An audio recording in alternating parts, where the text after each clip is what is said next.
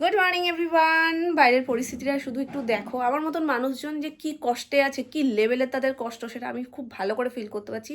বিগত 3-4 দিন ধরে যা ঠান্ডা পড়ছে, হাত গরম হচ্ছে না, পাও গরম হচ্ছে না, লেপের তলায় হাত পা এরকম মুঠো করে চেপে বসে থাকলেও গরম হচ্ছে না।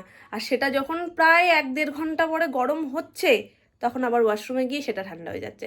মানে এই লেভেলের কষ্টটা শুধুমাত্র আমাদের মতন শীতকাতুরে মানুষজনই বোঝে। যাই হোক, একদিন ব্লগ মানে বন্ধ করেছিলাম কারণ অনেকগুলো ব্লগ জমে গেছে আর স্টোরেজ প্রবলেম হবে এটা ভেবেই। তো যাই হোক, আমি আর থাকতে পারলাম না আজকে শুরু না করে, কারণ তোমাদের সাথে আমার দেখা না হলে, কথা না হলে আমার যেন সারাদিনে মনে হয় অনেক বড় কিছু একটা মিস হয়ে গেল, করতে পারতাম। যাই হোক, কালকে একটা গোটা দিন পুরো রেস্টে ছিলাম, কোনো ব্লগ ট্লগ কিছু করিনি। কালকে আরও একটা স্পেশাল জিনিস হয়েছে, মানে শীতকালে আমাদের বাড়িতে একটা দিন এরকম হয় যে সবজি ডাল, সব রকম সবজি টবজি দিয়ে ডালটা হবে আর হেব্বি ঘন ঘন করে, দারুণ লাগে খেতে। তো সেটা কালকে হয়েছিল। তো ব্লগ যেহেতু করিনি তাই জন্য আর শেয়ার করতে পারিনি, তবে যেহেতু শীতটা এখন অনেক দিনই আছে, মাঝে অনেকবার হবে, তোমাদের সাথে আমি ডেফিনেটলি শেয়ার করব। রোজই বলি যে আজকে যা ঠান্ডা পড়েছে স্নানটা না করলেই ভালো হয়, কিন্তু একদিনও শীতে স্নান না করে থাকতে পারি না। মামনি খুব বুদ্ধি করে একটা জিনিস বলে যে থাক আজকে স্নান টান করতে হবে না, বাথরুমে যাও, হাত মুখটা একটু ভালো করে ধুয়ে নাও, খুব ঠান্ডা পড়েছে তো। কারণ মামনি খুব ভালো করে এটা জানে যে আমি যদি একবার যাই এবং কাক স্নান যে আমি করে আসতে পারবো না, সেটা মামনি খুব ভালোভাবে বোঝে, যার কোনো ইচ্ছে করে বলে যে যাও একটু গিয়ে হাত মুখটা ধুয়ে আসো। তো যাই হোক, আজকে সকালবেলায় মোটামুটি 10টা 10:30টাও বাজে, তখনও মনে হচ্ছে ভোর 6টা বা 5:30 বাজলে ঠিক যেমন হয়, পুরো কুয়াশা, চারিদিকে কিচ্ছু দেখা যাচ্ছে না। এখনও দেখো বেলার সাথে সাথে কিচ্ছু বোঝা যাচ্ছে না, মনে হচ্ছে যেন পুরো একদম কুয়াশায় চারিদিকটা ঘেরা। রোদ তো আজকে দেখাই যাচ্ছে না, মানে সূর্য মামা আজকে রেস্টে আছে। আজকে ঘরের প্রচুর কাজ করব, সেইটা প্ল্যান করে রেখেছি। কালকে ভেবেছিলাম, কিন্তু কালকে সোনাই আমাকে এমনই আটক করেছিল, মাম্মা তুমি কোথাও যাবে না, আমার কাছেই থাকবে। হাত ধরে ঘুরছে, জামা ধরে ঘুরছে, এমনকি ওর খাবারটা নেবো রান্নাঘরে আমার পিছন পিছন যাচ্ছে জামা ধরে ধরে, মানে ছাড়বেই না এরকম। তো কালকে তো আর সেগুলো হলো না, তবে আজকে সমস্ত কিছু কমপ্লিট করব। যে রান্না হয়েছে অনেক কিছু, তার মধ্যে এখানে এটা ট্যাংরা মাছ না, ট্যাংরা মাছ ভাজা এখন হচ্ছে। এটা কি ঝোল হবে? হ্যাঁ, ওবেলা ট্যাংরা মাছের ঝোল।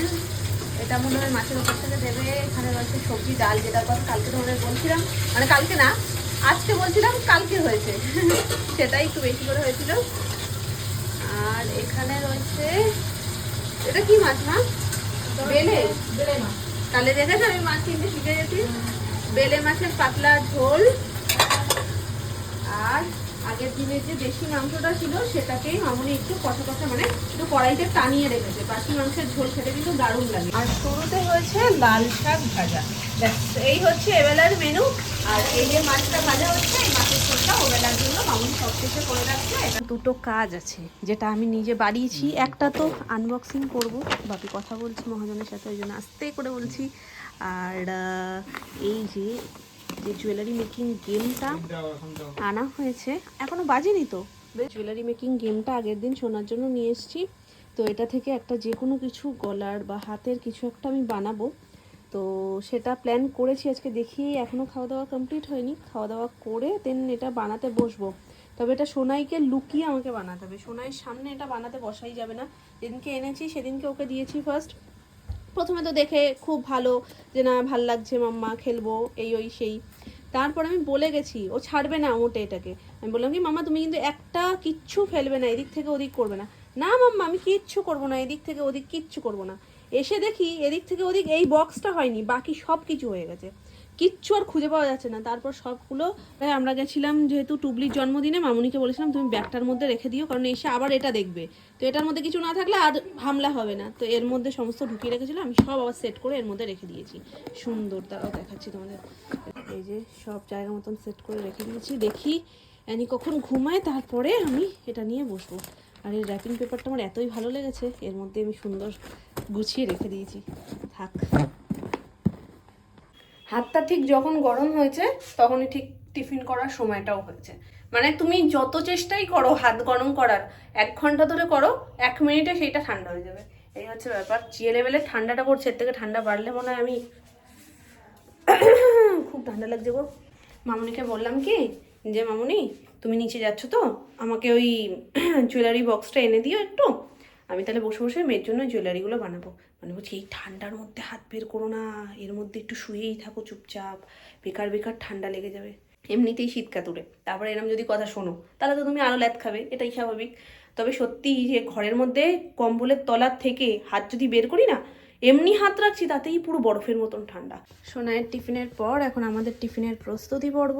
এখানে জল বসিয়ে দিয়েছি, করব ইনস্ট্যান্ট স্যুপ। আগের দিন যে সোনাই স্কুল থেকে যেটা জিতেছিলাম সেটাই আজকে বানাবো। তো এখানে মেনশন করাই রয়েছে 4 কাপ জল, তো 4 কাপই দিয়ে দিয়েছি। অনেকটাই রয়েছে, এটা বড় প্যাকেট, ছোট প্যাকেটগুলো যেমন একটা দিয়ে একজনই ঠিক আছে, তো এটা দিয়ে 4 জন মতন খেতে পারবে আশা করছি। শীতের সন্ধ্যাতে স্যুপ টুপ হলে মন্দ হয় না, সেই জন্য ভাবলাম না আজকেই করে ফেলি এটা। গরম স্যুপ রেডি, মামুনিকেও দিয়ে দিয়েছি, আমিও নিয়ে নিয়েছি। সোনামা স্যুপ একদমই ভালো খায় না, এইটা চকলেট এগুলো একদমই সোনামার চলে না আর কি। তো যাই হোক, বললাম তাও বলছে না এগুলো কেমন জানি লাগে। তো যাই হোক, এখানে মাছ নিয়ে নিয়েছি, সমস্ত কিছু মাছটা সুমন এনেই জাস্ট দিল, মাছ ধুয়ে সমস্ত মশলাপাতি সব মাখিয়ে নিয়েছি। মাছটা একটু অন্যরকমভাবে ফ্রাই হবে বলে সব গুঁড়ো মশলা যেগুলো মাছের ঝোলে পড়ে, লঙ্কা গুঁড়ো, জিরে গুঁড়ো, ধনে গুঁড়ো আর হলুদ গুঁড়ো, নুনটাই বাকি, বাকি সব কিছুই দিয়ে দিয়েছি। এর মধ্যে আদা রসুন পেস্ট আর তার সাথে একটু বেসন, তো সব কিছু দিয়ে এটা একদম হালকা হালকা করে ভাজা হবে, চপ্পর লাগে শীতকালে। তো নুনটা জাস্ট দিয়ে দেবো, ব্যাস। এটা ম্যারিনেট করে বেশ খানিকক্ষণ রেখে একদম রাত্রিবেলা গরম গরম ভাজবো। তো এর মধ্যে আর একটা যেটা জিনিস দিয়েছি সেটা হলো লেবু। লেবু ছাড়া মাছ মাখানো তো অসম্পূর্ণ। রাত্রে হচ্ছে বেগুন পোড়া, আর আমি ভাবছিলাম স্যুপটা কজনের হবে না হবে, বাড়ি শুধু সবাই আমরা স্যুপ খেয়েছি আজকে, আর বাপি তো চেয়ে চেয়ে খেয়েছে, এত ভালো লেগেছে বাপির। আসল কথা কি বলো তো, ঠান্ডা ঠান্ডা তার মধ্যে গরম গরম স্যুপ, ব্যাপারটাই আলাদা জমে গেছে। আর এখন রাত্রিবেলা হবে বেগুন পোড়া, লঙ্কা আর রসুন ঢুকিয়ে।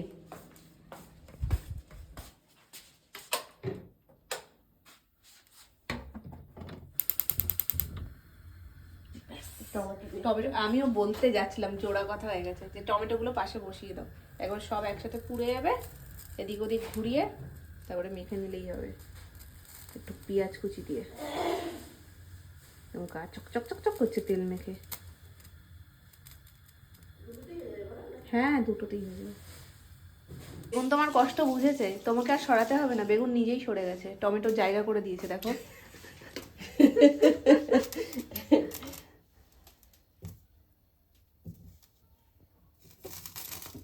বেগুনটা কত বড় দেখেছে, প্রচুর, অনেকটা ভুল হয়ে গেছে, আরো আছে বেগুন। দুদিন ধরে অনাথ বাচ্চার মতন আমার এই পার্সেলটা পড়ে রয়েছে, এটা সেটা করে আর এটাকে আনবক্সিং করাই হচ্ছে না। তো মামা থেকে এই যে চলে এসছে আমার অর্ডার। দুদিন ধরে বেচারা সিঁড়িতে ঠান্ডার মধ্যে পড়ে আছে, ওকে কেউ একটু খুলে দেখে না। তবে আর কারোর চোখ পড়ুক না পড়ুক, সুমনের পড়েছে, বারবার জিজ্ঞেস করছে তুমি ওটা খুলছো না কেন, খুলছো না কেন। আমি যে এত ব্যস্ত মানুষ বুঝে উঠতে পারিনি। শীতকাল পড়লে না, শীতকাতুরে মানুষজন খুব ব্যস্ত হয়ে যায় লেপের তলায় থাকতে, জানো তো। তো যাই হোক, চলো। হ্যাঁ, এমনই হয়েছে, আমি কি অর্ডার করেছি সেটা আমি নিজেই ভুলে গেছি। এখন এর ভিতরে কি এসছে সেটা আমার নিজেরই, আমি সোনার খাবার বানাচ্ছি আর আমি ভাবছি কি যেন অর্ডার করেছিলাম, সেটাই আমি বেমালুম গুলে মেরে দিয়েছি। শুধু এটুকু মাথায় আছে যে একটা ফাউন্ডেশন আছে, বাকি কি কি রয়েছে এখন চলো খুলি। আনবক্সিং ডান, খুলে ফেলেছি। ফার্স্ট তো বিল,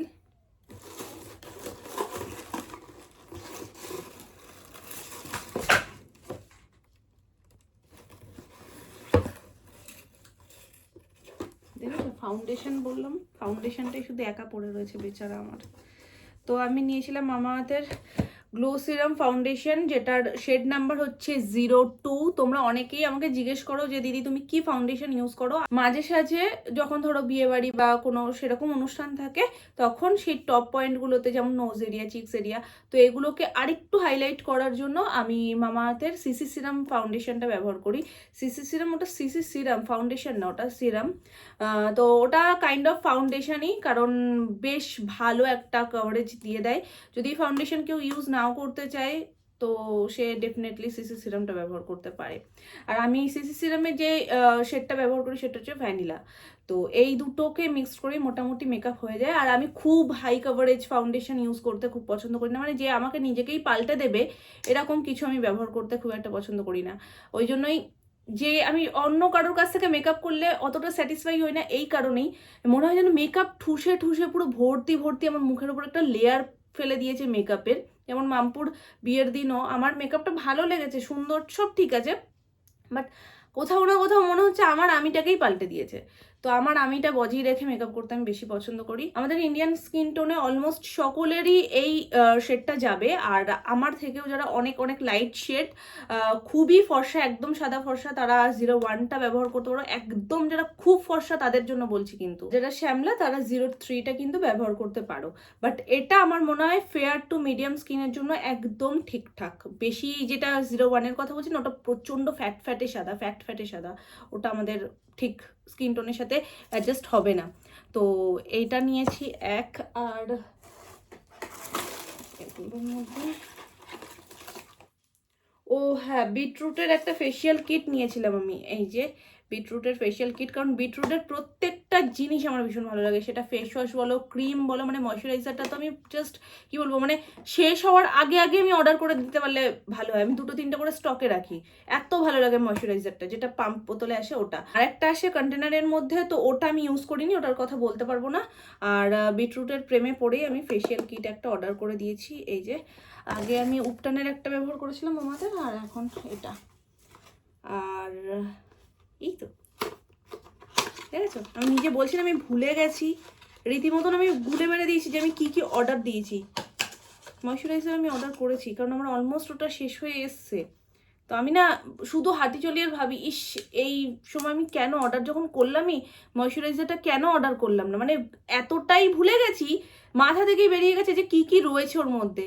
তো এই যে ময়শ্চারাইজার আমি অর্ডার করেছিলাম, আর এইটাই আমার বেশি ভালো লাগে আর কি। তো ওটা মোটামুটি শেষের পর্যায়ে। এখন শীতকালে এটা দিয়ে হয় না, একটু ডিপ প্রোটেকশন দরকার হয়, তো আমি উপটানের যে কোল্ড ক্রিমটা ওটা ব্যবহার করি আপাতত, আর পন্সের যে কোল্ড ক্রিমটা ওটা, এই দুটোই খুব আমার ভালো লাগে। তো এই গেল 3টে, আর যেটা পড়ে গেল সেটা হচ্ছে, তোমাদেরকে আমি বলেছিলাম এই জিনিসটা আমি খুব শিগগিরই অর্ডার করব। আমি উপটানের ফেস মাস্ক একটা ব্যবহার করি মামাদের, তো ওটা আমার শেষ হয়ে গেছে কন্টেনারটা।